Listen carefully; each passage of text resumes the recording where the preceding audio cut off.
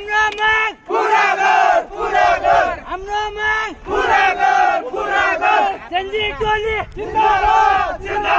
Gen Z टोली जिंदाबाद Gen Z टोली जिंदाबाद भ्रष्टाचारी अंते गर भ्रष्टाचार अंते गर भ्रष्टाचार अंते गर पूरा गर हाम्रो माग पूरा गर भ्रष्टाचारी अंते गर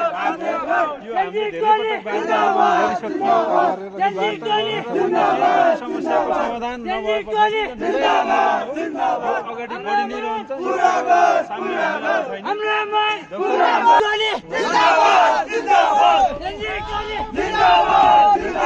जनजी टोली जिंदाबाद हाम्रो माग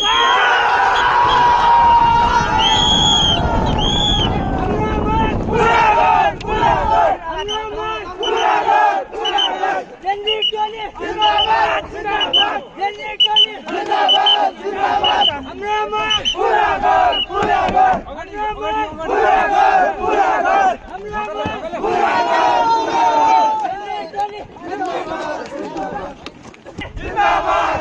माग जनजी टोली जिंदाबाद हाम्रो माग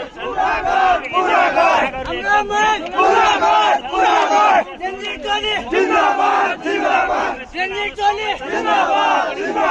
हाम्रो माग पूरा गर भ्रष्टाचार अंते गर भ्रष्टाचार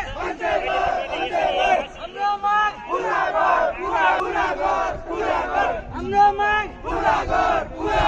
जनजी टोली जिंदाबाद जनजी टोली जिंदाबाद हाम्रो माग पूरा गर हाम्रो माग पूरा गर जनजी टोली जिंदाबाद जनजी टोली जिंदाबाद जनजी टोली भ्रष्टाचार अंते गर हाम्रो माग पूरा गर हाम्रो माग पूरा गर भ्रष्टाचार अंते गर भ्रष्टाचार अंते गर हाम्रो माग पूरा गर भ्रष्टाचार अंते गर भ्रष्टाचार अंते गर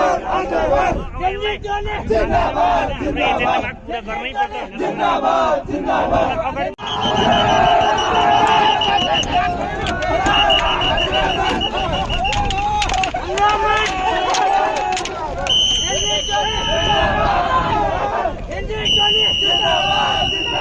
हाम्रो माग हाम्रो माग जनजी टोली हाम्रो माग हाम्रो माग भ्रष्टाचार भ्रष्टाचार भ्रष्टाचार भ्रष्टाचार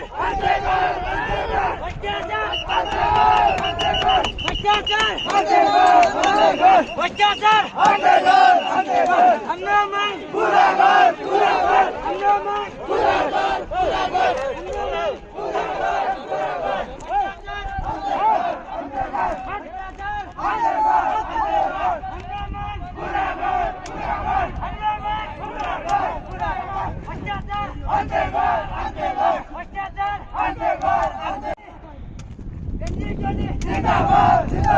जनजी टोली जिंदाबाद हाम्रो माग पूरा गर हाम्रो माग पूरा गर हाम्रो माग हाम्रो माग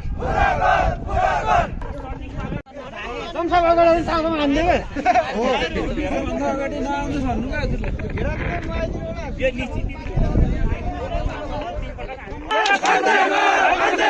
भ्रष्टाचार हाम्रो माग हाम्रो माग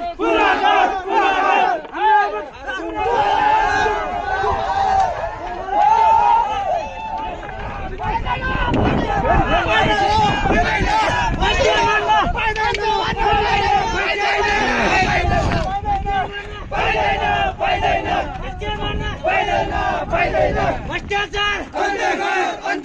भ्रष्टाचार मान्छे मार्न यस्तो सरकार चाहिँदैन यस्तो सरकार चाहिँदैन मान्छे मार्न पाइँदैन मान्छे मार्न पाइँदैन भ्रष्टाचार भ्रष्टाचार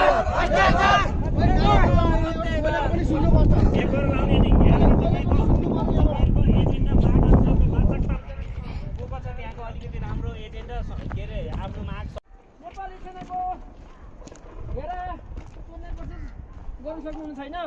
तपाईलाई गरेर तोड्ने कोसिस गर्नुभयो भने सेनाले कारबाही गरिदिन्छ। तपाईको केही माग छन् भने तपाईहरु आएर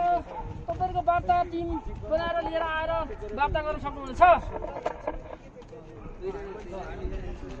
यस्तो भयो घेरा त तोडिसक्यो घाइते पनि भइसक्यो त्यो त बहुत भइसक्यो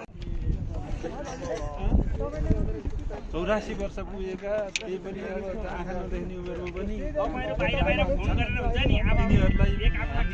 हटाएर युवा शक्ति नेतृत्व हामीले चाहेको अनि देशमा शान्ति कायम होस् भन्ने पनि हाम्रो माग हो। यस्तै मागहरू अब बुलन्द गर्दै हामी अगाडि बढ्ने हाम्रो एजेन्डा हो। तपाईँहरूले साथ दिनुहुन्छ भन्ने हाम्रो अपेक्षा गर्छौँ। छेउछेउमा बजेर त के हुन्छ त नि तपाईँहरूकै मान्छे बनी लगाइदिएँ यहाँ सब लगाइदिएँ धेरैलाई धनजनको क्षति पनि भइसक्यो। अब यो हाम्रो निर्णायक आन्दोलन हो। यो निर्णायक आन्दोलन हामीले जसरी भए पनि हामीले पुरा गर्ने भनेर हाम्रो अब युवा जमात उर्लिएको छ, रगत उम्लिएको छ। यो रगतलाई सेलाउन